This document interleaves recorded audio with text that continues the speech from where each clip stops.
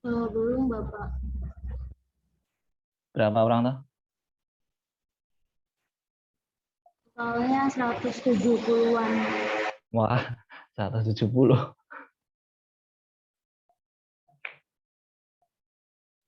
Banyak.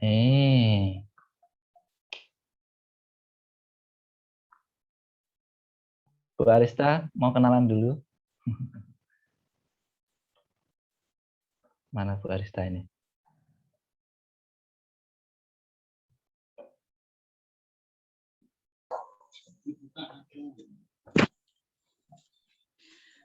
Ada Pak Sodik. Oh, Pak Tulus izin hari ini, Pak Sodik. iya. Mau kenalan dulu nggak sama Sifanya ini belum kenal loh. Sampun kenal. Oh, sudah. Kemarin ketemu kimia klinik kayaknya ini. Oh, gitu. Iya enggak ya? Udah ketemu belum? Ketemu belum ya sama saya? Belum, Ibu. Yang. D3. Dereng, Besok. Bu.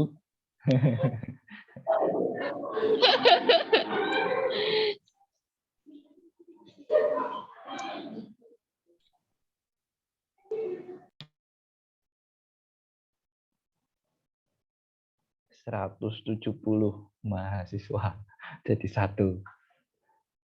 Oke lah.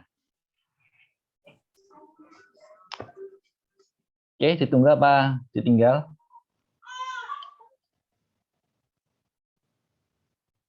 Tinggal aja ya? Nanti sebentar lagi. Tinggal. Oke.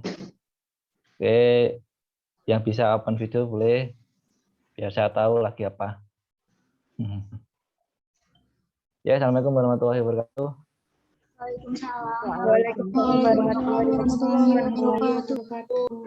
Ketemu lagi online lagi ya. Waalaikumsalam warahmatullahi wabarakatuh. Oke. Ketemu lagi sama saya tapi online ya. Semoga bisa ketemu offline ini.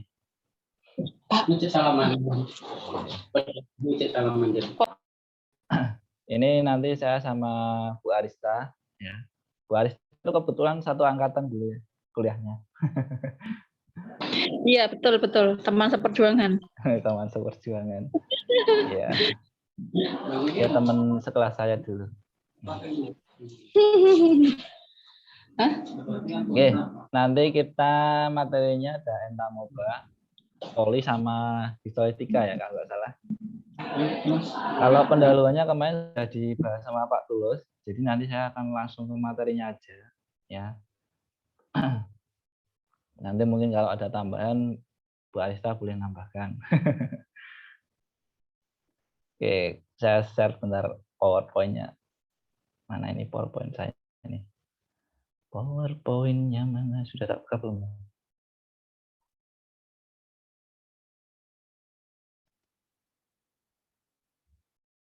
Kok nggak muncul di pilihannya soal? Nah ini. Oke.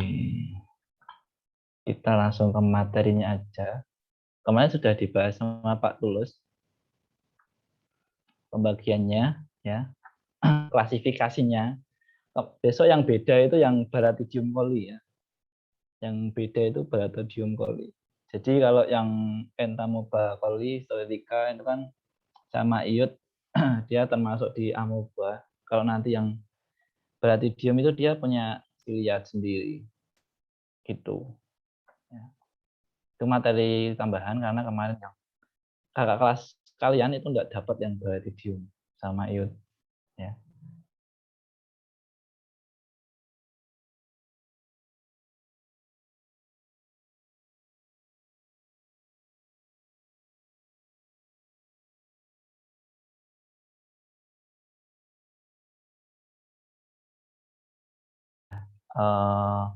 Di pendahuluan sama Pak Tulus ya, jadi saya langsung ke materi.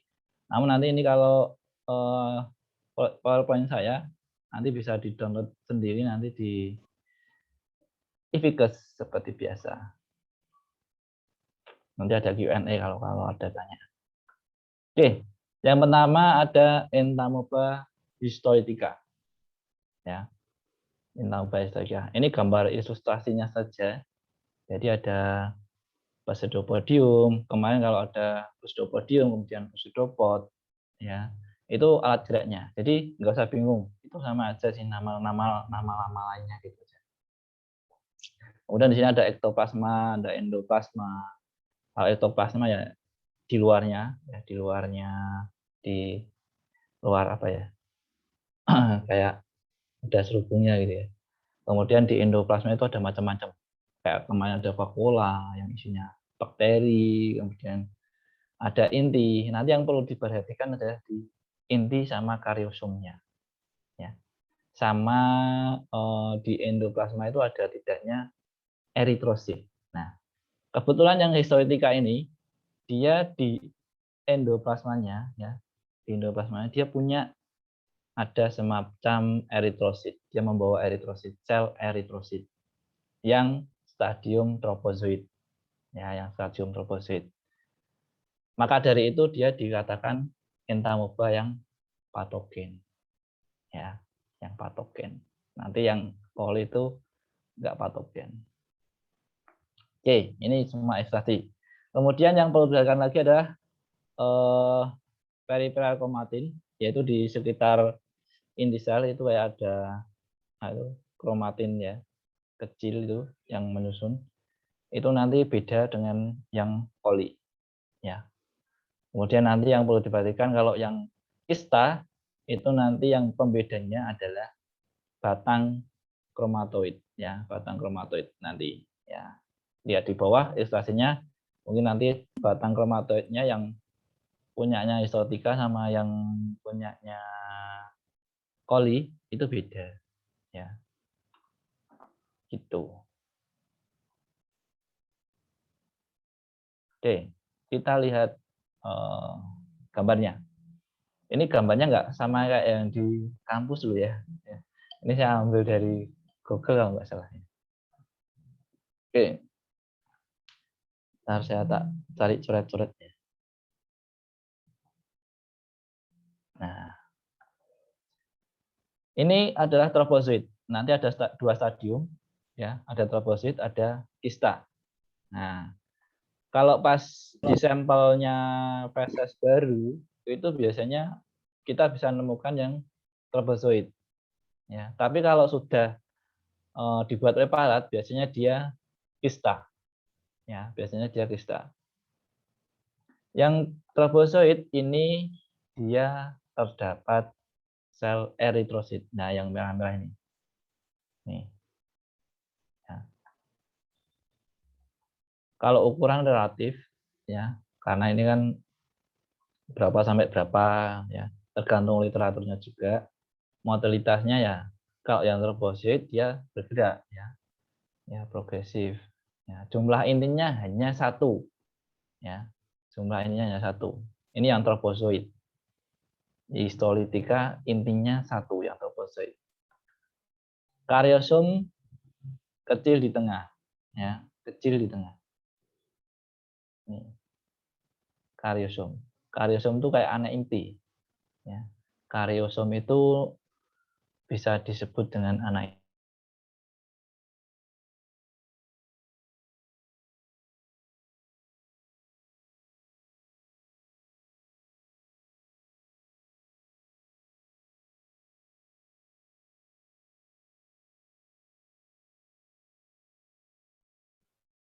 Nah ini kan agak gelap ya, agak gelap warnanya. Nah itu kromatin perifer namanya. Kemudian, nah inklusi sitoplasma tadi sudah saya bilang dia mencerna sel darah merah. Tuh, ini ada sel eritrositnya. Kadang malah ada juga yang ada sel darah putihnya. Ya. Jadi paling khas ini ya. Kalau yang histolytica, trofozoid, dia ada sel darah merahnya. Tuh,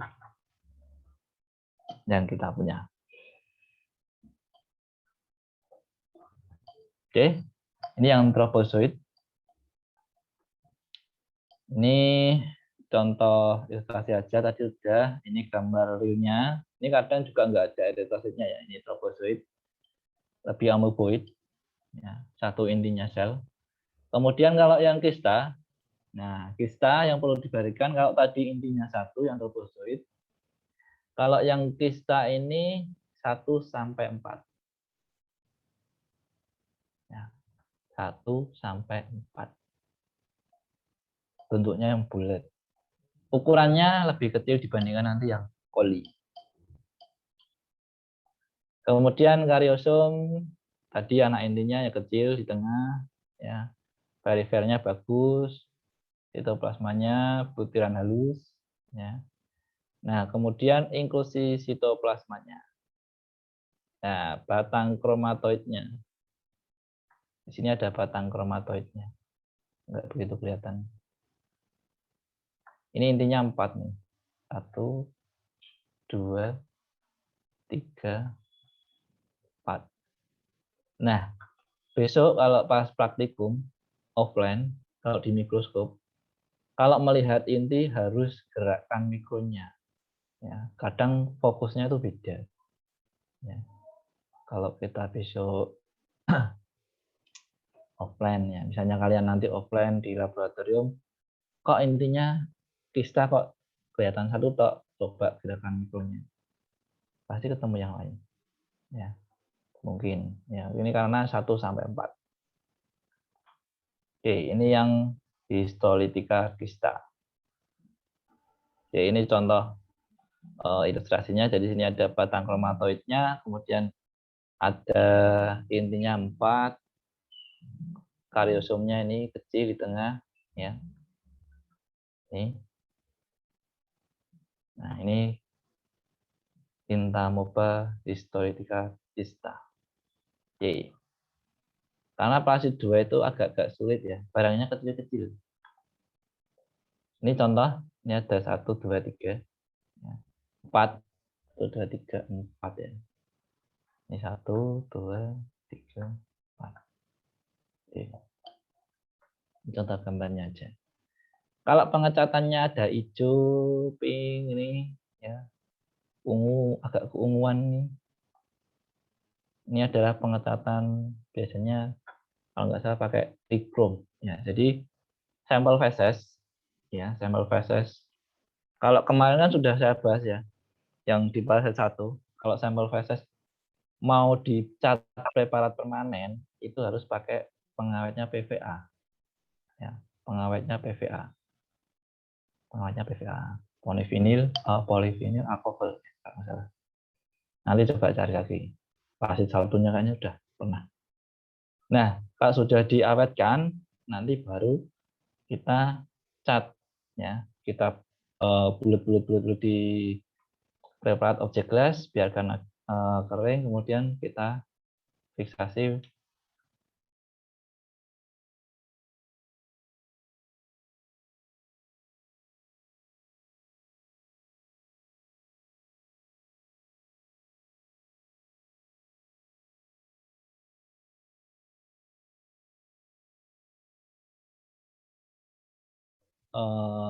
Misalnya kita awetkan gitu ya, itu kan kita kayak nganu apa ya, bersentuhan dengan sampelnya kan, misalnya diaduk-aduk gitu ya. Nah, dia itu kayak mempertahankan diri. Nanti kalau dicampuri dengan zat lain gitu kan, dia kayak kalau masih hidup itu mempertahankan diri, dia akan jadi kista. Ya, jadi lingkungannya, tergantung lingkungannya. Kalau dia merasa tertekan gitu, dia akan jadi kista. Gitu. Jadi kalau mau ingin membuat preparat yang tropozoit itu harus segera, ya bagusnya yang segera. Jadi sampel yang fresh, kemudian kita buat preparat. Ya. Itu insya Allah nanti ketemulah tropozoit. Ya.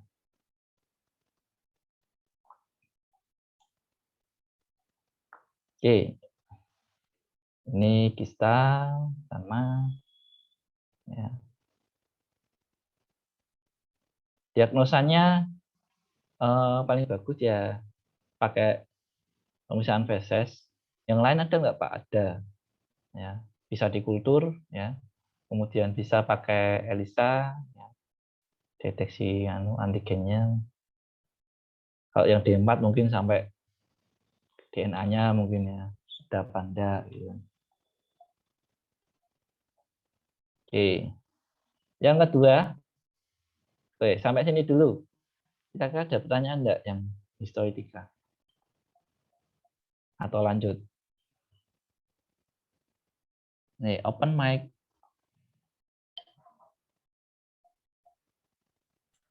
Lanjut, Pak. Lanjut. Pertanyaannya nanti berarti. Malah kalau parasit itu materinya sedikit ya. 2 tok. Pemain dijadwalkan itu cuma 1 sama terus 5 menit selesai. Makanya saya seusul Pak 2 Pak. Oke, yang kedua ada entamoeba coli. Ya. Jangan sampai keliru. Kalau kadang kan nulisnya entamoeba coli E. coli ya. Nanti sama dengan yang bakteri Escherichia coli. Ini kalau di parasit entamoeba coli loh ya. Jangan keliru sama yang di bakteri. Ya, sama-sama colinya. Dan depannya juga E.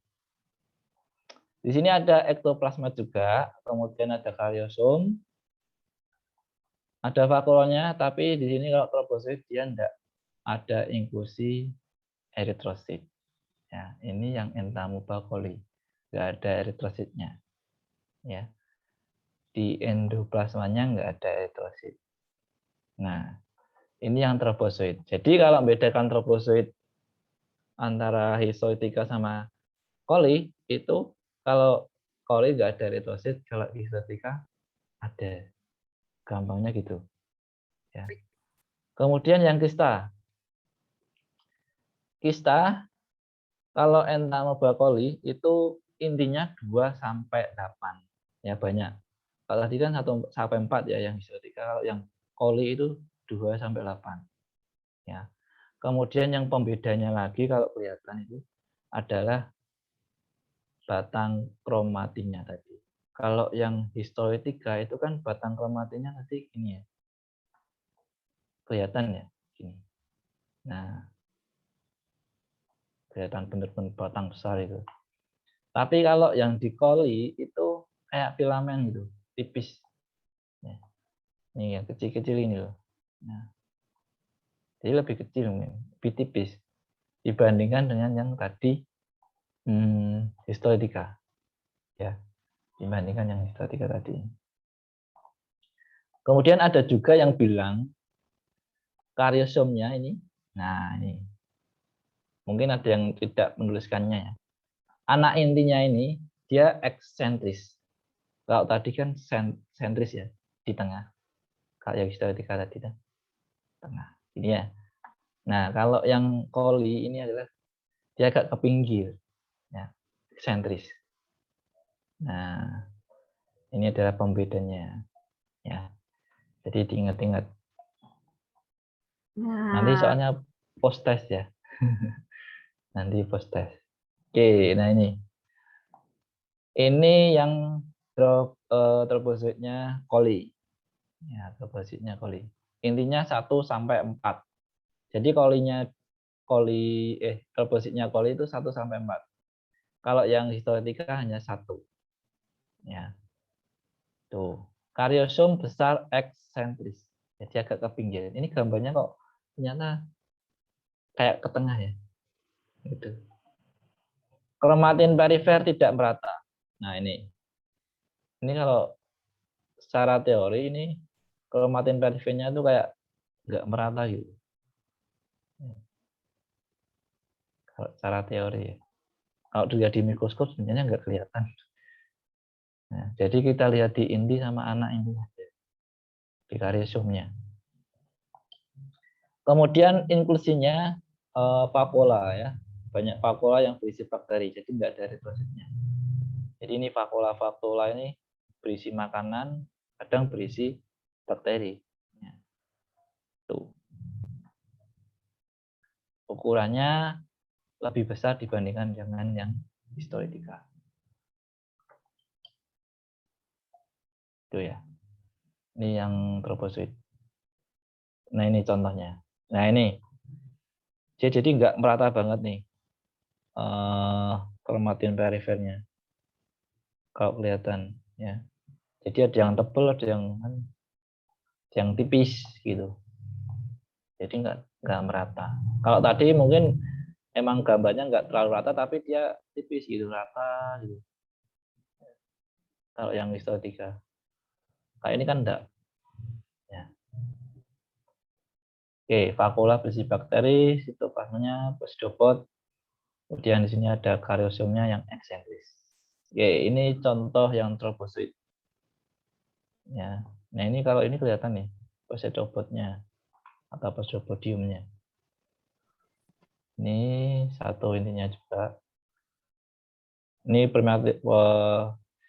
kromatin perifernya jelas tidak rata. Kalau ini hampir sama kayak ya histotika ya.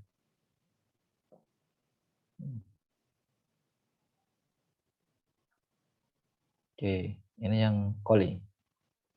Kemudian kalau yang kista entamoeba coli. Nah, ukurannya lebih besar dibandingkan dengan histotika ya. Kemudian jumlah intinya bisa sampai 8. Nah, jadi kalau di kampus kamu kok lihat kista yang intinya banyak sampai 8 itu pasti entamoeba coli ya. Pasti entamoeba coli. Karena kita kalau di kampus itu punyanya coli, histolytica sama iod ya. Itu mobile. Itu yang entamoeba. Kita cuma punya 3. Ya. Kemudian karisomnya eksentris ya.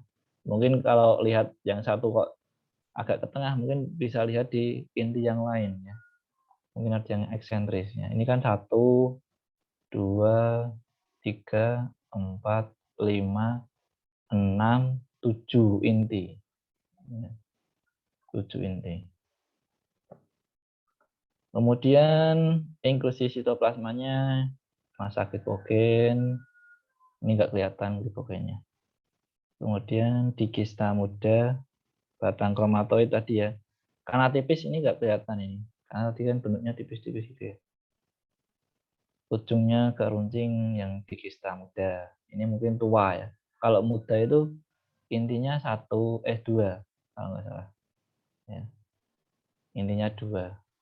1, 2. Kalau kista muda itu 2. Kalau sudah banyak gini dia matur. Ya. Sudah matang maksudnya. Oke. Ini contoh ya, ilustrasinya. Jadi dia batang kromatoidnya lebih tipis. Kromatin perifernya dia tidak rata. Ya. Karyosomnya kadang eksentris. Karena kadang kita menemukan yang di tengah. Nah ini contoh ini 1, 2, 3, 4 inti. Kelihatan enggak? Udah tak perlu tengah. Ini karyosomnya ada yang eksentris. Sini. Nah, kalian bisa searching-searching lagi di Google ya, gambar yang bagus. Tapi nanti kalau di kampus ya gambarnya kurang lebih seperti tadi ya, hijau-hijau ini. Nah ini hijau-hijau ini.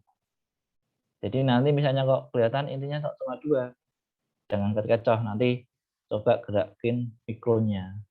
Ya karena biasanya kalau yang di kampus kebanyakan itu yang di preparat itu kistanya udah matang, ya, matur. Oke, itu contoh, ini contoh gambarnya. Nah ini ada siklus hidupnya, ya siklus hidupnya. Kalian bisa akses seperti biasa kayak kemarin, yang parasit 1, 2, ya itu coba ke CDC, ya CDC itu banyak, WHO juga ada, ya nanti bisa buat referensi kalian, ya. Ini contoh yang apa itu siklus hidupnya, ya. Ini ada intestinal amoeba, ya, amoebiasis. Ya, dia ada di A, B, C. Ada di intestinal, ekstraintestinal, ya. Kemudian ada di mana nih? Darah mungkin ya. C itu. Yang A, Deng. C. A. Apa sih ini? C ya. Ada yang di C itu, yang di pembuluh itu. Berarti di otak. Ya, sampai ke otak itu. Nah, itu nanti infeksinya. Nanti bisa dibaca-baca. Ya, karena ini kalau siklus hidup biasanya dibahas di teori. Ya. Kalau di praktikum kita cukup cara membedakannya, melihatnya, kemudian diagnosisnya apa kan gitu. Ya. Oke, selesai. Ada pertanyaan. Jadi materinya hanya 2 ini. Ya. Nanti postesnya ya 2 itu. Ada pertanyaan enggak? Mungkin Bu Arista mau menambahkan, Mas Cika, stay.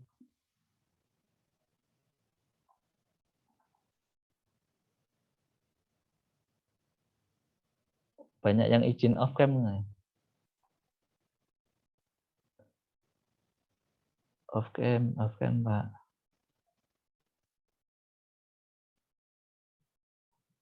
Izin off cam karena kendala jaringan. Karena kendala sinyal, sama ada ya. Kurang sehat. Kurang sehat apanya ya? Kurang apanya?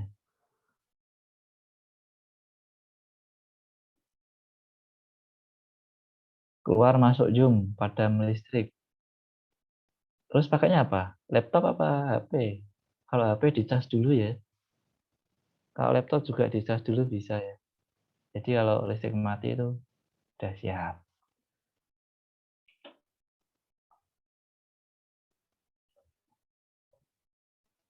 Pak, izin off cam karena sinyal tidak mendukung untuk on cam. Sinyal lagi. Oh, ada yang isoma.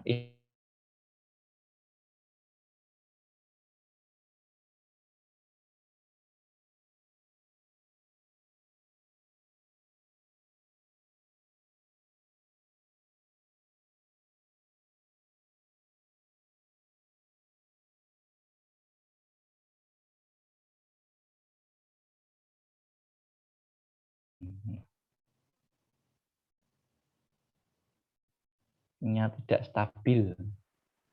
Jaringan tidak stabil. Oke. Oh, pakai HP, Pak. Oh, ya dicas dulu toh, biar nanti kalau listrik mati itu baterainya penuh gitu loh. Oke, ada pertanyaan enggak? Jadi nanti minggu depan itu kan iod sama baratidium ya. Nanti ada review minggu depannya lagi. Nah, pas review itu nanti saya bahas ya cara membedakan empat itu nanti. Ya. Ya, cara membedakannya entamoeba itu sama isotita gimana Pak?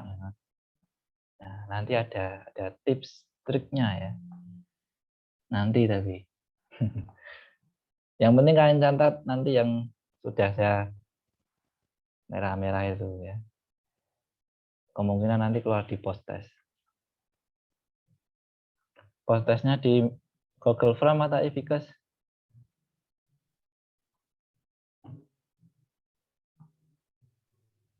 Ifikes aja Bapak. Tes aja, Pak. Seperti biasa aja, Pak. Evikas. Oke. Because nanti materinya juga tak upload di sana ya. Jam berapa? Nanti si pennya nanti WA saya ya jam berapa atau sekarang jam berapa? Iya Bapak. Atau nanti malam. Habis ini ada kuliah lagi enggak? Untuk kelas B ada, kelas A tidak ada Pak. Kok ada kelas B kelas A? Iya, ada dosen yang dibagi, ada yang digabung. Oh gitu ya. Kelas B kelas. Oh ini jadi satu ya? Hanya banyak. Pak izin bertanya, trombosit itu termasuk penyakit kah? Gini, oke, biar masih bingung loh.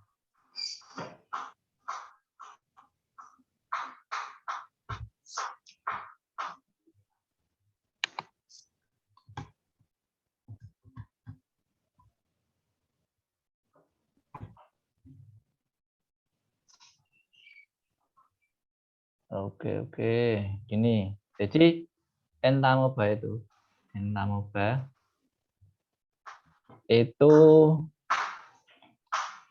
stadiumnya, bukan penyakitnya. Stadiumnya itu ada trofozoit sama ada kista. Jadi itu kayak perkembangan gitu. Jadi misalnya ada bayi, anak, dewasa gitu loh. Bayi, anak, dewasa gitu. Mudeng ya.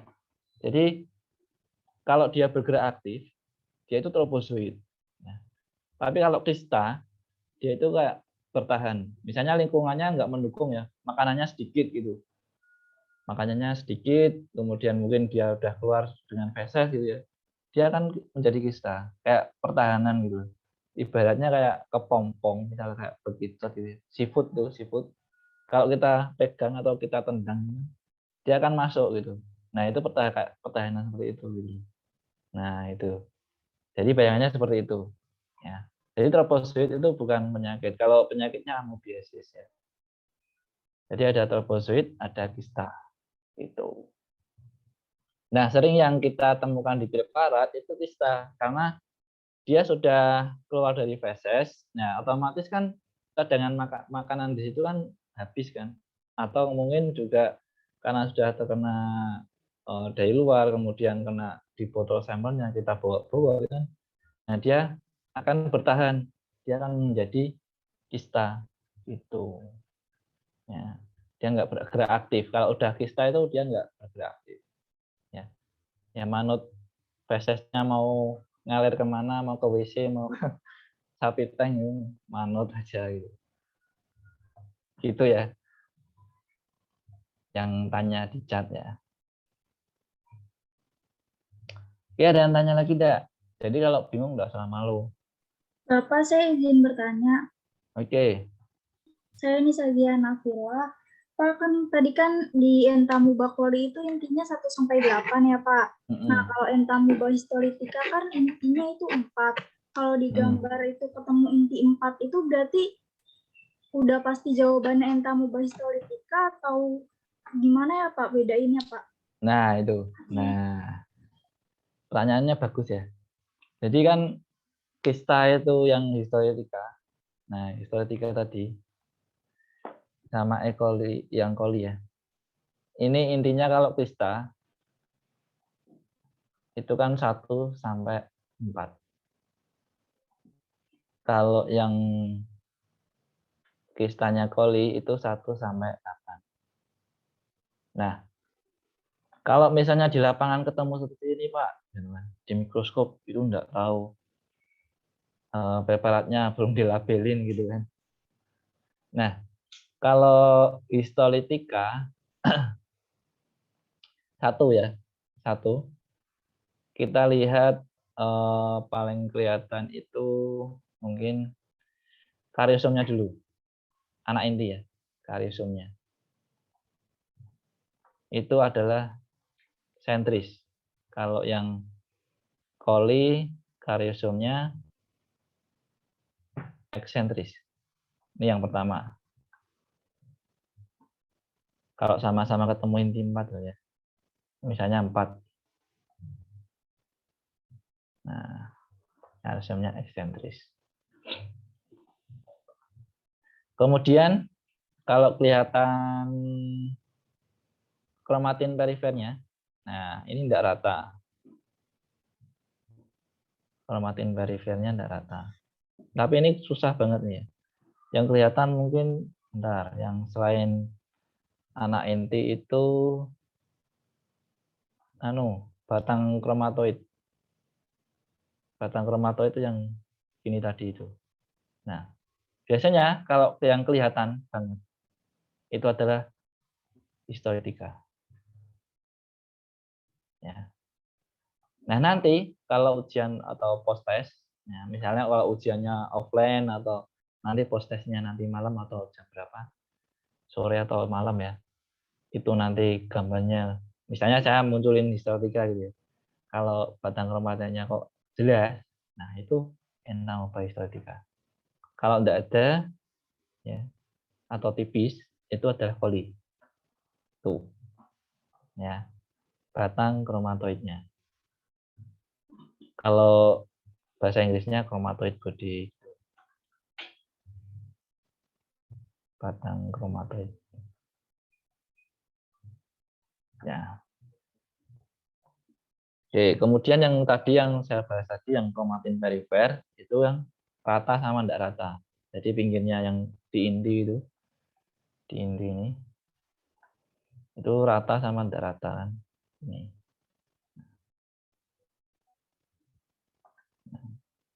Misalnya kok sama-sama di tengah gitu kan, anak intinya itu. Kalau rata gini, berarti dia histolytica, kalau enggak rata E. coli. Itu. Ya. Tapi biasanya kalau ujian mau di mikroskop, mau offline di Google Form atau Vickers ya, itu nanti saya berikan gambar yang terbaik. Di mikroskop pun juga kalau di kampus.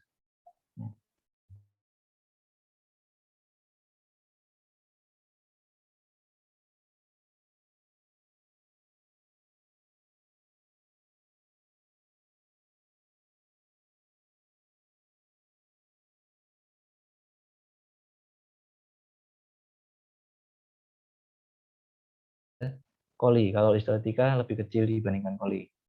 Ya, kemudian tadi mulai dari kariosomnya, anak intinya tadi, ya, ecentris atau center atau di tengah, ya, ke pinggir atau ke tengah. Kemudian kalau yang kromatin perifernya, nah, jadi ciri-ciri itu nanti kalau di tempat kejadian. Ya. Nah, nanti ada bagan, ya, ada bagan kalau misalnya lebih besar ya, ukurannya lebih besar, kita kemana? Kalau ada batang kromatoidnya, kemana? Kalau tidak ada, kemana? Nah, itu nanti kalau pas review. Ya, saya berikan pas review. Jadi kalau review itu biar ada materinya yang dibahas itu. Ya. Gitu ya. Tadi siapa? Nisa? Iya, Pak. Makasih ya, Pak. Ya, sama-sama. Ya, yang lain? Ini catatannya. Oke, baik. Terima kasih. Sama-sama. Salwa Nur Haliza. Oke, sambil saya share link-nya aja ya. Link.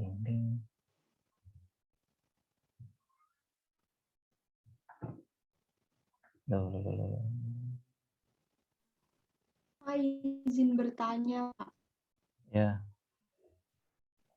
Ya, saya Nadia Maharani izin bertanya. Tadi kan Bapak kan bilang kalau misalkan yang entamoeba histolytica itu kan ada eritrositnya ya, Pak. Terus kan kalau Mm-mm. yang entamoeba coli kan nggak ada. Terus entamoeba histolytica itu patogen, tapi kalau entamoeba coli itu enggak. Tapi kan kalau kalau setahu saya itu kan sama-sama merugikan ya, Pak. Terus kok yang patogen cuma entamoeba histolytica itu kenapa ya, Pak?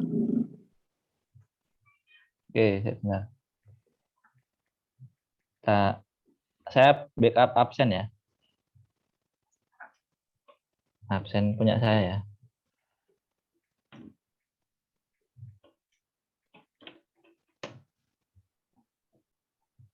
Oke, ini saya hapus dulu aja.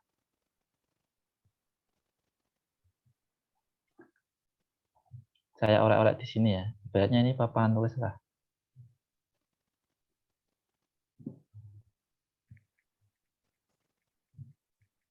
Tulisannya saya tempel-tempel. Pakai teks aja lah. Oke. Tadi kenapa entamoeba histolytica ya? Patogen gitu. Kemudian kenapa entamoeba coli enggak gitu? Iya, Pak. Sama apa lagi? Udah. Iya, udah. Udah.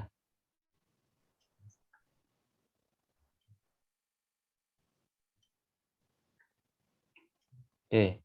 Kalau entamoeba histolytica patogen itu karena tadi ya memakan sel-sel gitu kan.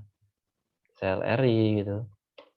Kadang juga entamoeba, kadang dia juga bisa juga sampai ada liponya. Itu ya. Ini patogen. Makanya dia apa ya? Membuat rugi lah ya. Gitu. Kalau Entamoeba coli itu dia enggak nyerang gitu. Enggak nyerang ke sel-sel gitu, enggak makan. Dia hanya memakan bakteri sama sisa makanan. Misalnya di usus ya. Kan dia mungkin menyebabkan diare mungkin.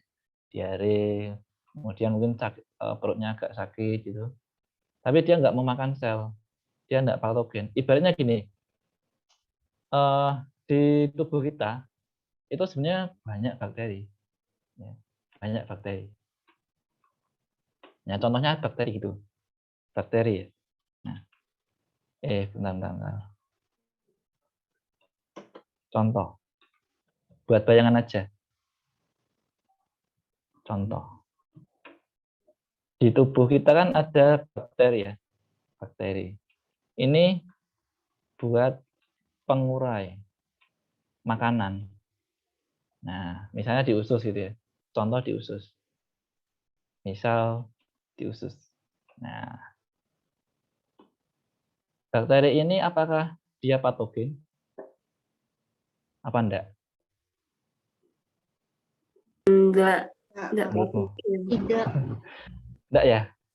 Nah, misalnya kalau dia bakterinya menyerang ke sel. Nah, ini bakteri patogen enggak? Kan gitu. patogen. Ya, makanya itu. Nah, perbedaannya seperti itu. Namun kalau misalnya coli ini jumlahnya banyak, terlalu banyak di perut, ya, ini bisa juga dia jadi patogen gitu. Karena terlalu banyak, nggak seimbang gitu loh. Terlalu banyak, ya kan? Kalau terlalu banyak bisa merugikan. Ya, itu. Paling dia kalau E. coli itu palingan diare, mungkin diobatin lah diare. Tapi kalau histolytica dia memakan sel. Jadi sel-sel yang bagus itu ya, yang diproduksi di tubuh kita itu dimakan sama dia. Kita kan ruginya banyak sekali. Ya. Lama-lama juga HB-nya turun kalau dia makan eritrosit terus gitu kan. Ya, HB-nya rendah gitu. Juga menyebabkan diare juga ya. Jadi kerugiannya lebih banyak gitu. Kalau coli kan paling ya mentet biasa gitu. Tapi enggak sampai merugikan. Itu contohnya ya, bayangannya gitu. Tapi kalau terlalu banyak juga nggak bagus. Nah, kalau colinya dia tumbuh terus di perutmu gitu, di usus, itu juga nggak bagus. Gitu. Ya, bayangannya seperti itu. Gitu ya. Iya, Pak. Ya, Bapak, Nadia ya. Bapak berarti Ya. kalau misalkan tadi kan kalau E. coli kan menimbulkannya kayak diare atau mual gitu ya Pak. Kalau udah diare itu berarti jumlah telurnya itu banyak atau masih dibilang sedikit ya Pak? Itu mungkin menimbulkan sudah diare. termasuk banyak ya, mungkin banyak. Kalau masih 1-2 E. coli itu lah, mungkin belum terasa. Itu biasanya kalau sudah keluar penyakitnya itu kemudian jumlahnya sudah nggak normal gitu, sudah banyak. Sampelnya di sampling pun fesesnya itu biasanya kan encer, ya, encer kayak kental gitu, kayak ada lendir-lendirnya gitu. Biasanya kalau diare itu kan apa ya? Kalau mencer itu bahasa Indonesianya apa ya? Diare itu ya mencer ya. Ya, nah itu. Itu biasanya kan cair ya, nggak fesesnya nggak bagus. Nah, di parasit 1 itu kan kita kalau praktikum sebenarnya bawa sampel feses ya. Jadi harus itu fesesnya padat atau cair. Nah, kira-kira yang normal itu kayak gimana? Warnanya biasanya kalau ada entamobanya itu agak hijauan gitu. Kalau warnanya nggak normal kan gitu. Kalau normal kan kuning agak gitu. Ya gitulah, tahu fashionnya sendiri-sendiri ya. Gitu ya. Terima kasih Bapak. Ya.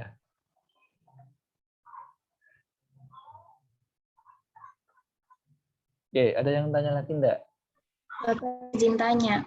Oke. Saya Lintang. Kalau untuk entamubah histolitika itu bisa dihilangkan seluruhnya nggak Pak? Kalau misalkan dihilangkan semuanya nanti mempengaruhi keseimbangan tubuh nggak?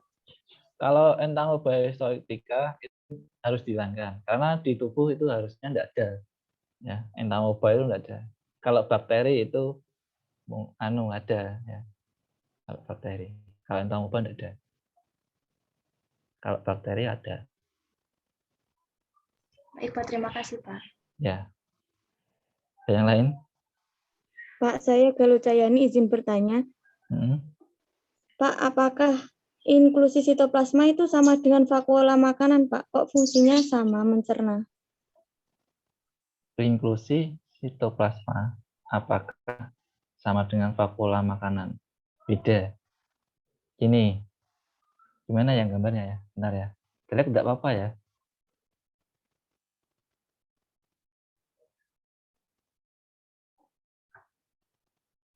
Ini ya, misalnya ini kok tebel. Nah, kita hapus semua. Misalnya ini ya. Misalnya entamoeba troposit ini ya. Ini di sini ada sitoplasma.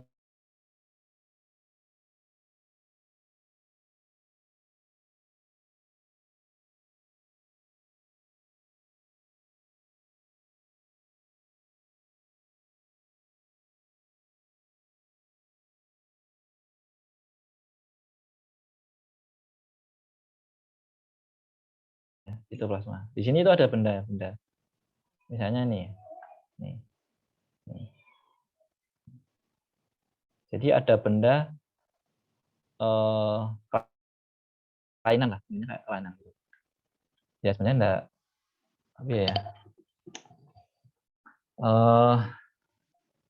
Ya pokoknya ya ada di sitoplasma itu ada sebuah benda gitu.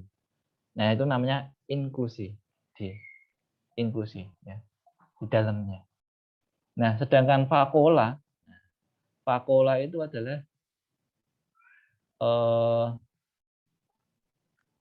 seperti apa ya? Misalnya ini ada warnanya ya. Nah vakuola itu biasanya bening gitu, kayak kapsul mungkin ya, kapsul, untuk kapsul. Itu namanya. Jadi misalnya apa ya, di sel ya, di sel. Nah, monosit. Nah, di sini itu biasanya di intinya kalau enggak sitoplasmanya ya, saya kalau enggak lupa. Di intinya itu ada vakuolanya. Misalnya ini monosit ya, monosit. Nah, itu kan kalau diwarnai gimsa, itu kan ungu ya. Nah, di sini ada yang putih. Ini biasanya khasnya di monosit. Ada yang putih gitu. Nah, ini disebut juga vakuola. Nah, di sini itu ada yang putih. Ya. Bening gitu. Ini sebutnya vakuola. Nah, vakuolanya itu ya, vakuolanya itu adalah isinya bakteri kan gitu. Bakteri. Kemudian isinya kadang makanan. Ya. Jadi misalnya dia makan bakteri, kemudian kayak dibungkus gitu. Nah, dibungkus. Nah, sini ada bakterinya. Kemudian misalnya vakuola lagi, sini ada sisa-sisa makanan. Nah, itu. Ya. Kalau ini sebenarnya normal, karena dia kan pasti makan bakteri atau sisa makanan gitu kan. Nah, itu. Nah, di sini sitoplasma ini karena ada vakuola ini, ada eritrosit. Nah, macam-macam ini disebut dengan inklusi. inklusi. Ya, inklusi sitoplasma. Jadi inklusi sitoplasma itu ada mungkin vakuola, kemudian eritrosit, kemudian ada vakuola bersih makanan. Itu. Mudeng enggak? Paham, Pak. Makasih, Gitu ya. Pak. Ya. Oke. Nanti post testnya jam berapa? Habis maghrib, Pak. Habis maghrib Malam, jam. Pak. Kalau habis maghrib tuh nanti habis itu sholat isya loh. Jam 8, Pak. Habis isya aja. Pak. 7:30 lah, Pak. Ya, 7:30, oke lah. Nanti saya buka 7:30 ya. 7:30 nanti soalnya seperti kemarin ada waktunya ya. Misalnya kalau 5 soal ya mungkin 8 menit cukup. Kalau 10 soal ya 15 menit lah. Ya. Satu soal 1 menit itu kan udah cukup. Ya. Jangan lupa kalau post test, ya post test itu sinyalnya yang kenceng ya. Karena di IVKes kadang nanti kalau error sendiri ya, pasti mahasiswa juga, Pak, di malam error, Pak, di malam sinyalnya Pak listriknya mati kan. Pasti adalah yang kayak gitu. Ya. Nah, nanti misalnya pas malam error, ya pas malam error nanti atau pas malamnya apa ya? Ada pengajian mungkin ya.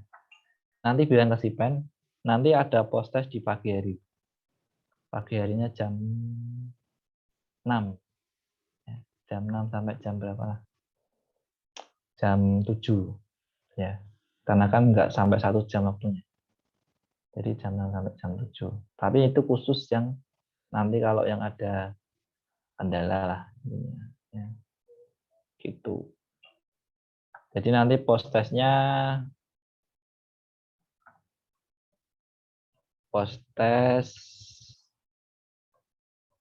jam 7.30 ya, PM. Kemudian soalnya nanti kalau nggak multiple choice bisa matching ya. Matching lah pokoknya. Kemudian ada waktunya ya. Ada waktu. Jadi kalau setelah misalnya kalau waktunya 10 menit ya, misalnya menit, itu nanti otomatis akan close atau soalnya nggak bisa dijawab lagi gitu. Ya. Ini batas waktu. Ada batas waktu.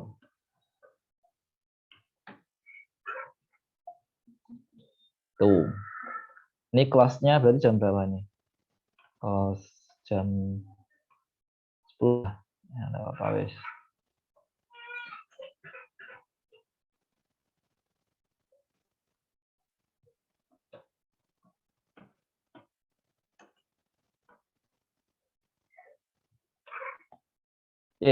Soalnya mungkin bisa multiple choice atau mungkin matching atau mungkin bisa betul atau salah ya. Nanti mulainya jam 7:30 malam sampai jam 10 ya. Ada batas waktunya, jadi nanti kamu harus mengerjakan misalnya 5 soal itu dalam misalnya 10 menit ya. Itu. Dan satu mahasiswa hanya bisa buka soalnya 1 kali ya. Hanya bisa buka soal 1 kali. Tidak bisa berkali-kali. Ya. Gitu. Oke. Ada pertanyaan? Sampai jam berapa ini? 14.40 ya. Sudah jam 2 lumayan dapat 1 jam. Oke. Bu Arista ada tambahan enggak? Arista masih ada enggak?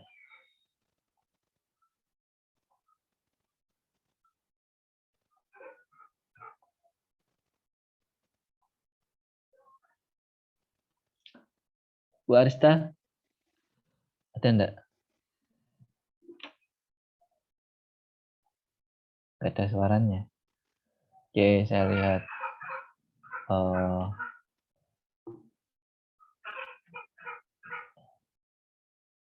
Ini cowoknya mana ya?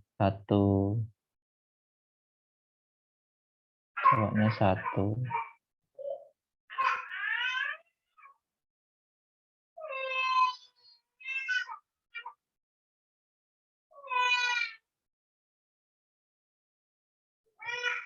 Dua, 3, 4.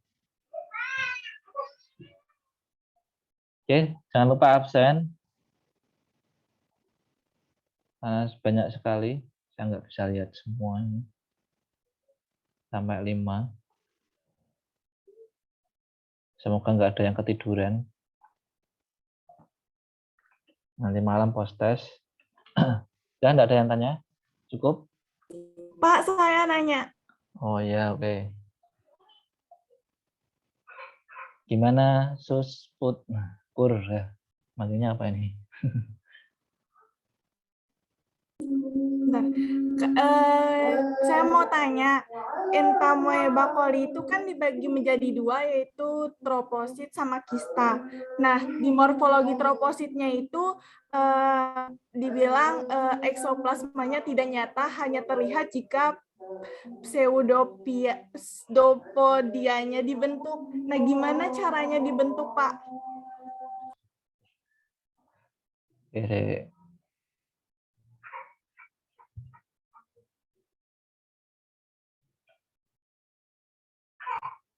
Pseudopodianya dibentuk.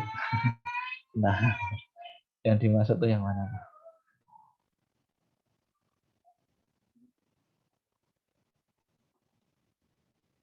Saya close dulu ya.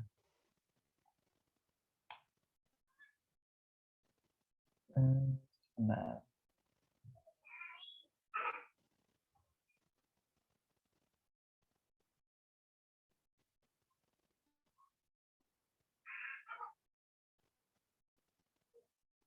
Ini ya? Coli ya tadi ya? Iya, Pak. Coli. Pertanyaannya tadi apa? Coba.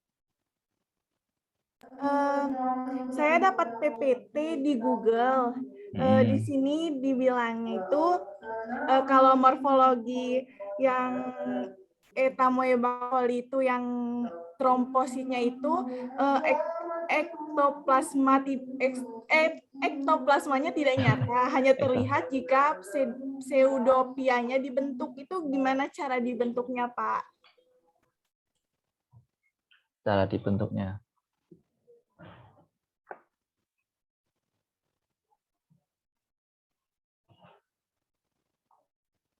Kamera saya Pak Madi. Iya, Pak, kameranya tidak masuk. Suara saya tadi masuk ya? Iya, suaranya masuk, Pak. Suaranya masuk ya? Tidak apa ya? Iya, Bapak. Oke. Tadi ektoplasmanya. Oke. Jadi gini, kalau yang coli itu kan apa ya? Ini kelihatan enggak PPT-ku? Kelihatan ya? Kelihatan Bapak PPT-nya. Nah, soalnya kalau nggak ada videonya kok kelihatan sih. Bentar, tak oleh benar. Nah, di ektoplasma ya. Nah, ini kan ada pseudopodium. Nah, ini memang kadang nggak kelihatan. Nah, saya disebut dengan kaki semu sebenarnya. Jadi pseudopodium, pseudopod itu disebut juga dengan kaki semu. Ya, kaki semu. Jadi kalau terbentuknya gimana? Maksudnya biar kelihatan gitu apa gimana? Tadi gimana biar terbentuk? Iya, Bapak, biar pseudopianya bisa terbentuk. Oh, pseudopodianya bisa terbentuk. Jadi di sini kan dia yang atas ini adalah tropozoid. Ini sebenarnya tropozoid ya, yang bawah kista. Nah, Pseudopodia ini kalau dia mungkin masih muda ya, muda banget. Itu dia kan nggak terlihat. Banyak seperti ini. Nah, ini kan nggak kelihatan ya. Nggak kelihatan. Kadang dia muncul, memang kadang enggak. Kalau kelihatan ini seperti ini. Nah, ini. Mungkin efek apa ya? Mungkin terbentuknya itu memang apa ya? Mungkin dari dia bergerak ya. Kadang dia kelihatan, kadang enggak. Mungkin kalau sudah tua, mungkin agak tua, dari troposit agak tua mungkin ya. Itu mungkin akan kelihatan mungkin. Nih di sini. Mungkin kalau yang agak muda itu tadi, mungkin tidak kelihatan. Saya juga belum nemu referensi gimana kelihatannya pseudopod sama pseudopodium ini. Ya. Terbentuknya gimana, saya belum pernah baca. Ya. Cuma kalau yang ini, nah ini pseudopod, ini ada menulisnya pseudopod, ada pseudopodium. Kalau dalam bahasa Indonesia itu adalah kaki semu. Ya, kaki semu dia. Jadi kayak nggak kelihatan gitu. Ya, kayak nggak kelihatan. Saya punya videonya enggak ya?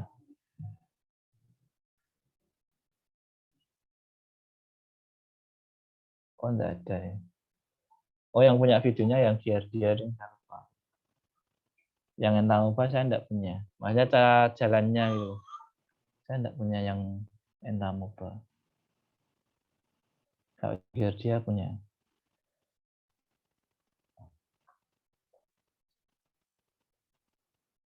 Nah ini perbandingannya nih. Kalau yang sebelah sini ini enggak ada, enggak kelihatan. Kalau ini kelihatan. Dan ini badannya yang sitoplasmanya dalam itu kelihatan agak bulat. Mungkin ini mau jadi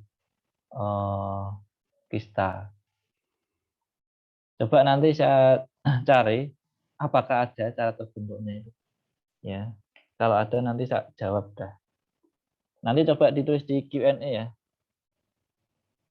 Namanya siapa tadi? Susi Putri Kurnia, Pak. Ya, nanti ditulis ya, Mbak Putri. Iya, siap, Pak. Nanti biar temennya dibaca bisa. Oke, ada lagi enggak?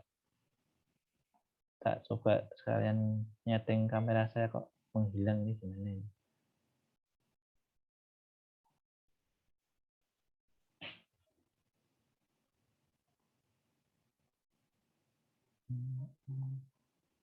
Ada lagi enggak? Coba pakai kamera biasa. Oke. Baterainya mungkin habis ini kameranya. Pak, nah, positif. Izin bertanya, beda penderita disentri oleh entamuba histolytica sama disentri oleh psikia? Disentri apa ya, Pak? Oh, maksudnya antara entamuba sama bakteri gitu ya? Siapa ini? Karunia Ilahi. Namanya bagus sekali. Karunia Ilahi ya. Oke. Bagus loh itu loh. Bersyukur dia orang tuanya. Oke. Ini mungkin antara entamuba sama bakteri gitu ya. Karena kalau mungkin Shigella, mungkin selain Shigella juga ada yang lain bisa menyebabkan disentri juga. Jadi makanya gini, kalau diduga dia diare gitu, disentri gitu. Nah, makanya di laboratorium itu diambil fesesnya juga. Kalau fesesnya normal, nah makanya tadi ya makroskopisnya feses gitu kan. Kira-kira oh ini mungkin enggak entamuba mungkin. Kalau misalnya kalian curiga ya coba buat reparat apakah ada entamuba yang bergerak atau mungkin yang sudah jadi kista ya di fesesnya. Nah, Coba aja dibuat di preparat objek kelas itu. Makanya yang kalau misalnya terbagus, kalau misalnya diare ya coba minta sampel fesesnya. Kalau Shigella, kalau bakteri saya agak lupa ya. Saya sudah lama enggak kutuk-kutuk bakteri ya.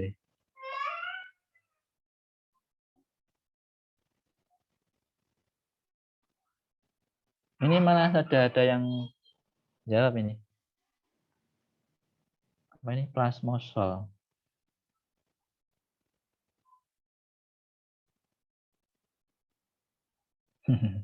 Enggak apa-apa, kita sharing. Jadi ya juga belum tentu itu saya tahu ya. Ini siapa ini? Anissa ya. Nah, kalau kalian tertarik itu kan lebih bagus ya kalau nyari-nyari ini. Bisa dibaca di chat itu. Mungkin nanti coba saya juga cari referensi. Pseudopodia terbentuk itu mungkin dari plasmosol, Pak. Sitoplasma yang keadaan cair. Nah, plasmosol. Terus ngalir ke ujung depan sel, Pak. Ujung depan sel. Jadi dari situ pseudopodia terbentuk. Oke, maaf kalau keliru. Hihihi. Enggak apa-apa. Terkadang itu mungkin butuh seperti ini ya. Saya suka kalau mahasiswa yang begini. Jadi dia ingin tahu. Saya suka mahasiswa yang sering tanya. Saya suka yang mungkin mau mencari ini ya. Ini plasmosol. Plasmasol. Plasmasol. Plasmasol. Oke. Saya yang keliru baca ya. Anissa. Anissa mana ini? Open mic dong. Open mic. Saya lagi sakit, Pak. Oh, lagi sakit. Oh, yang pakai kacamata itu ya. Ada bulat. Anissa Safitri. Oke. Saya copy nih. Nanti pokoknya yang tadi Susi Putri ya. Di Q&A ya. Nanti jawabannya yang dari Anissa saya copy. Oke.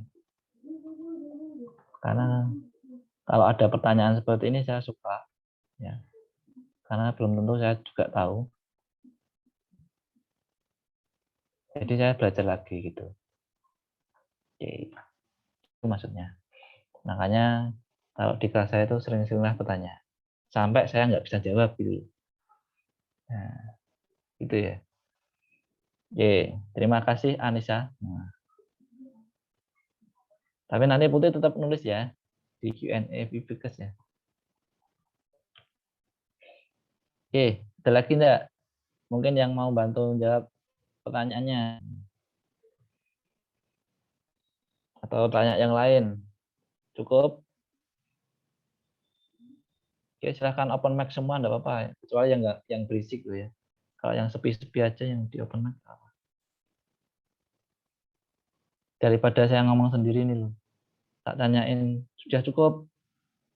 Merah semua. Cukup, Bapak. Satu orang. Cukup, Pak. Cukup, Pak. Nah, gitu loh. Cukup, Pak. Pak. Nah, gitu loh. Jadi saya nggak ngomong sama laptop saya sendiri. Nggak ada suaranya. Oke. Bu Arista nggak ada ya tadi. Nggak tahu kemana lah. Mungkin dia di kampus ya.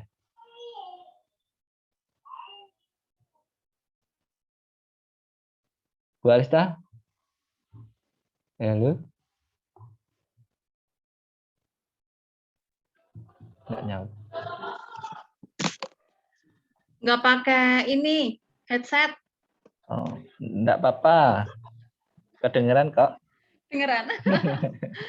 Mohon maaf Pak Sodik, ini apa di laborat ada ini praktikum BGA klinik 3.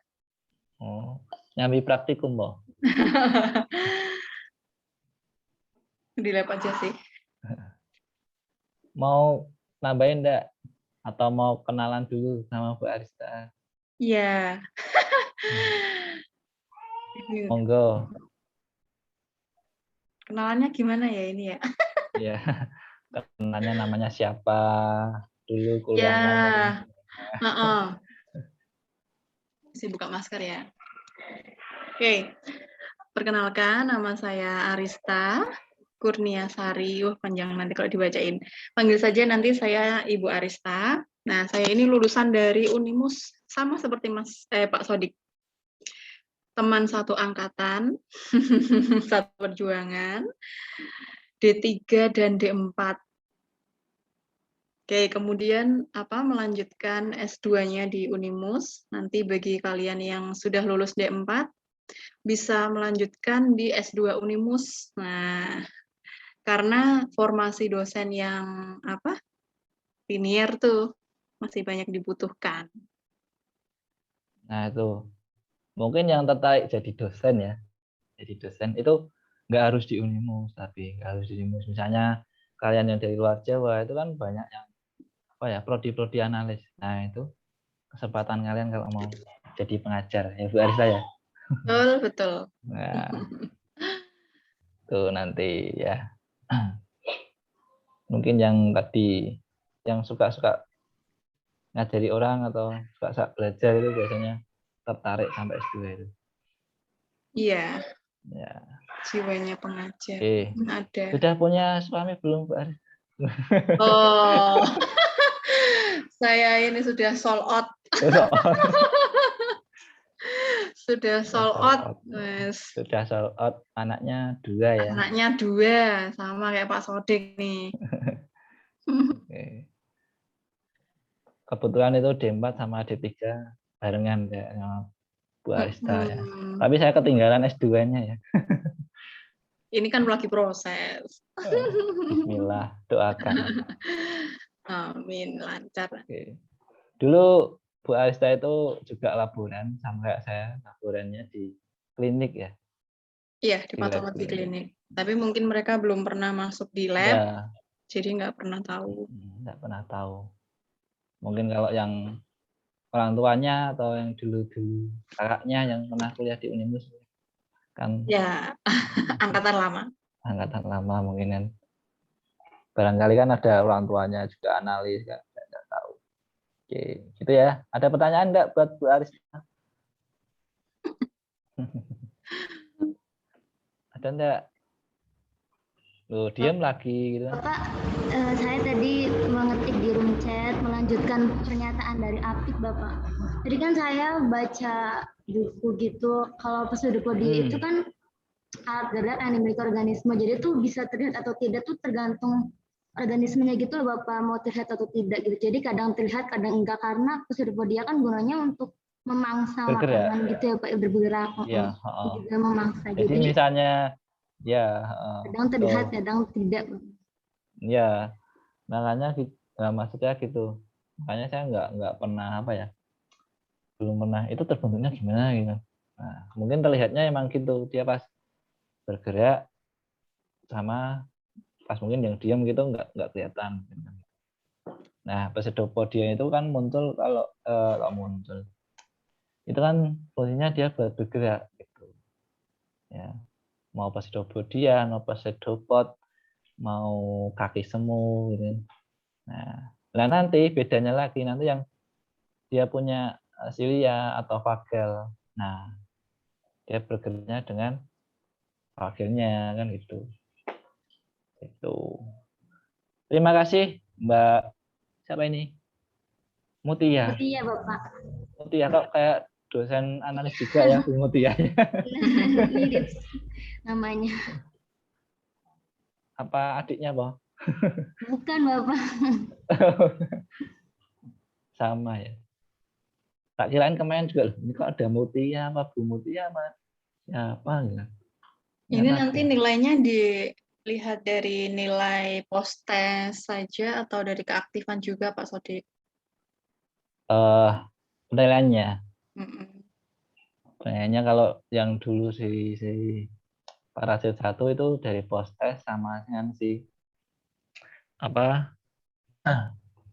ujian. Tapi kalau bertanya itu sebenarnya enggak sih. Mungkin kalau mau usul sama gitu sama Manut saya sama Pak Tulus sama Bu Arista gitu. Iya. Bolehlah dicatat sama namanya. Nanti yang aktif gitu ya, Iya. dapat nilai plus gitu ya. Oke lah. Gitu. Nanti mungkin Bu Arista sudah mencatat namanya ya. Insya Allah ya. Ini dari tadi kayaknya yang ngomong juga itu aja. Oh gitu. Oh. Oh. Yang lainnya nih nggak Nah, ngerti. nanti saya minta datanya Bu Arista nanti tak pas penilaian nanti Bu Arista ngasih nilai plus gitu kan. Nah, mungkin yang banyak bertanya, banyak membantu menjawab gitu kan, dapat nilai. Wah. Kemudian nanti jangan lupa tugasnya, kok saya lupa ya? Masih ada waktu ya? Tugasnya menggambar. Gampang ya, gambar ya.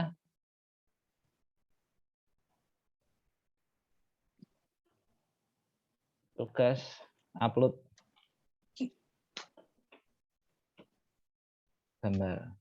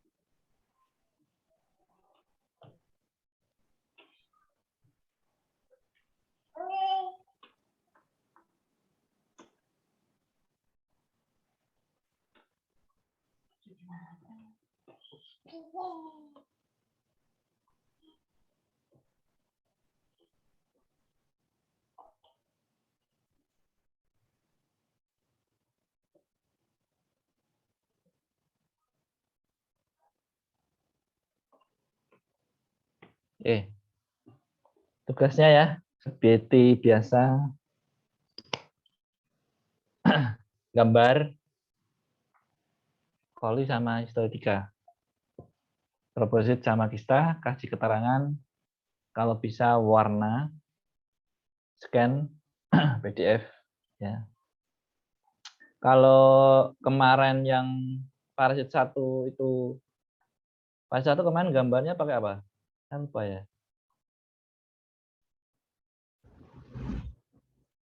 Pakai apa? Masih ingat enggak? Apanya Bapak? Apanya? Buku gambar. Buku gambar, buku Pak. sketchbook itu. Sketchbook, Pak. Sketchbook. Nah, kalau misalnya di sketchbook gitu ya. Nah, pokoknya itulah. Kalau masih sisa, lanjutkan. Lanjutkan di situ. Ya. Jadi jadiin satu aja. Ya, karena nanti itu kegunaannya nanti kalau kamu semester berikutnya nanti juga jadiin satu lagi, fase 3. Nanti kegunaannya kalau nanti ujian. Ya. Kamu tinggal deadline-nya biasanya 1 minggu. Ya. Pak masih bisa bertanya. Ini jam berapa ini? Bosan enggak ini? Ya, bertanya enggak apa-apa, wes ayo. Pak, maaf, saya izin bertanya, nggak bisa on-cam ya, Pak. Oke. Ini, Pak, kalau misal di lapangan itu atau di lab itu nanti dari E. coli atau entomobacoli sama entomobacillus ini, apakah bisa menyebabkan kayak komplikasi lain gitu, Pak, kayak penyakit lain gitu, Pak, dari amoeba ini? Makasih, Pak.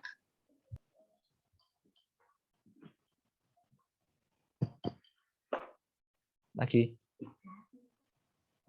Bentar ya. Nah. Sambil nungguin anak. Oke, pertanyaannya ini saya giniin. Saya sini. Apakah bisa Komplikasi. Iya, gitu ya. Enggak. Tadi Iya siapa Pak, tuh? benar Pak. Iya, saya Pak Anissa. Anissa.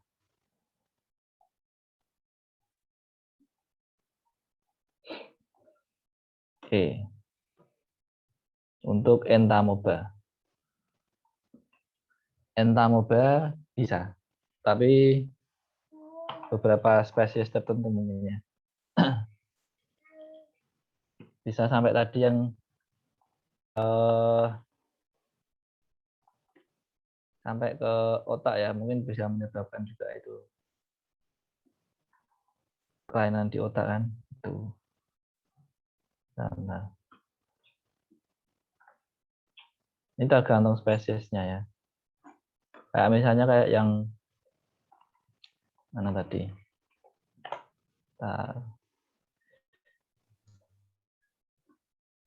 Nah ini.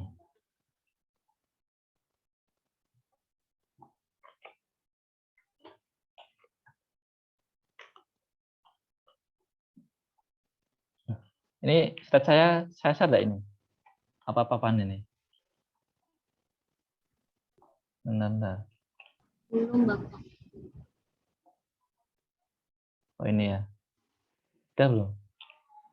Sudah, Pak.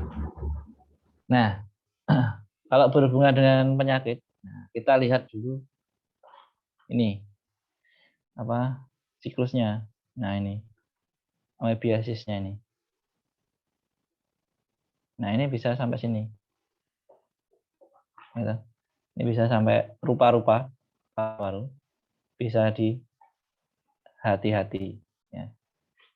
Ya. Nih. Ya, komplikasi kemungkinan bisa. Ya. Kalau dia terkena amebiasis. Ya, amebiasis. Iya Pak, terima kasih. Maaf Pak, kalau misal nih itu kan ada komplikasi di hati atau enggak di otak ya Pak, itu apakah nanti pemeriksaan ini dilakukan pemeriksaan ini dilakukan sebagai diagnosa, maksudnya pemeriksa konfirmasi atau bagaimana ya Pak? Atau pemeriksaan utama? Iya, maksudnya misalkan nih. Iya, misalkan dia kan terkena ini apa komplikasi di otak nih. Apakah pemeriksaan ini sebagai pemeriksaan utama atau hanya pemeriksaan konfirmasi saja, Pak? Terima kasih, Pak. Kita harus banyak gini ya. Kalau di otak itu kan nggak semua dari amebiasis. Ya kan gitu. Nah, ini pemeriksaannya itu kayak harus di mungkin CT scan gitu kan. Kemudian pemeriksaan fasenya. Jadi laborannya nggak cuma satu. Ya. Kemungkinan dokter pun permintaannya dugaan ya. Dugaan. Iya, dugaan dulu. Ya, kalau di rumah sakit mungkin seperti itu. Jadi nggak langsung ketemu, oh ini amebiasis, enggak. Ya, enggak langsung ketemu gitu. Ya. Mungkin dugaannya apa dulu? Ya kita lihat hasil mungkin dari CT scan, kemudian kalau dugaannya yang lain mungkin kalau di hati apa gitu kan. Enggak langsung ke parasit, ya. Nah, malah yang di penyakit seperti ini biasanya kelewat gitu. Kalau di rumah sakit, ya, kayak yang parasit ini biasanya malah kelewat. Ya. Mungkin yang lebih pengalaman mungkin nanti bisa sharing, ya. Mungkin kalau Bu Arista ya yang suaminya di Naryati mungkin bisa sharing. Mungkin kalau ada ketemu kasus-kasus seperti ini, ya, itu seperti apa, ya. Kebanyakan kalau pengalaman di rumah sakit seperti apa gitu. Mungkin pernah cerita mungkin atau pernah sharing-sharing gitu Bu Arista? Belum Pak. Belum. Kalau parasit belum. Oh, kalau belum klinik ya? sering nih. Kalau klinik sering. Soalnya kan biasanya kalau penyakit parasit itu kalau sudah komplikasi sampai ke otak itu kan biasanya kelewat gitu. Dokter kadang tidak menduga itu penyebabnya parasit gitu. Itu malah kadang kelewat gitu. Soalnya kan jarang sekarang orang kena amoebiasis itu kan jarang. Ya. Jadi kayak istilahnya belum sampai ke situ dokternya. Jadi diagnosanya itu kayak berlanjut gitu. Mending pasiennya kontrol dulu gitu. Dan nanti baru coba fesesnya diperiksa. Ya, ternyata kental, terus coba kita periksa dengan mungkin antigennya dulu. Antigennya positif, misalnya antigen untuk amoebiasis gitu kan. Nah, ternyata positif gitu kan. Nah, baru ternyata diagnosanya ini kan gitu. Itu kalau di lapangan mungkin seperti itu ya.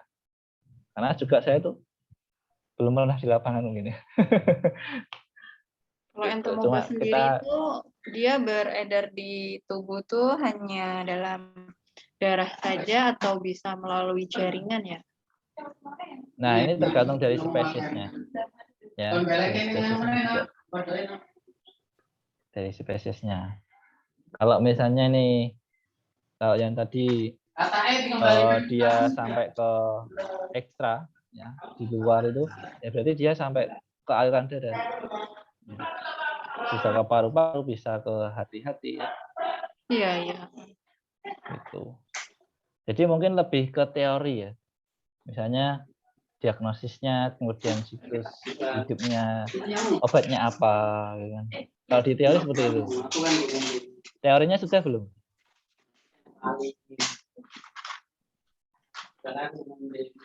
Udah Bapak sama Dokter Hadi, Pak. Nah, itu malah Dokter Hadi itu lebih detail.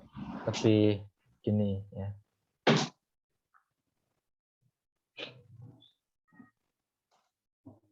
Oke, gitu ya. Mungkin besok bisa tanya Dokter Hadi atau nanti saya coba tak sharing-sharing sama teman yang pernah kena kasus menangani kasus gitulah. Gitu ya. Baik, Bapak. Oke, siapa tadi? Ini Anissa, ini mahasiswa pasti ikut organisasi juga ini.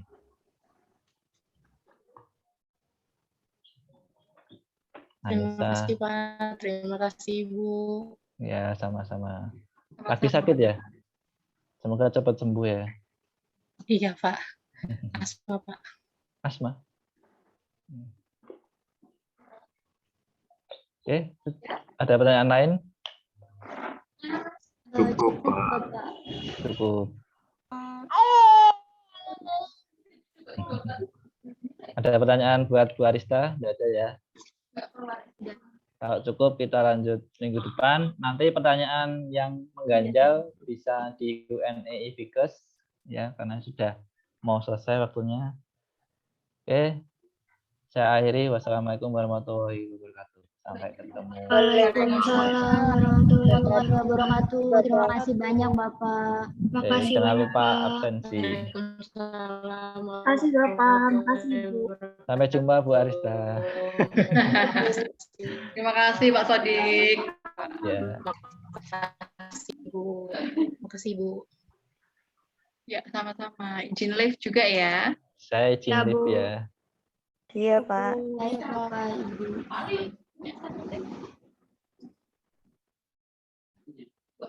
Sampel apa?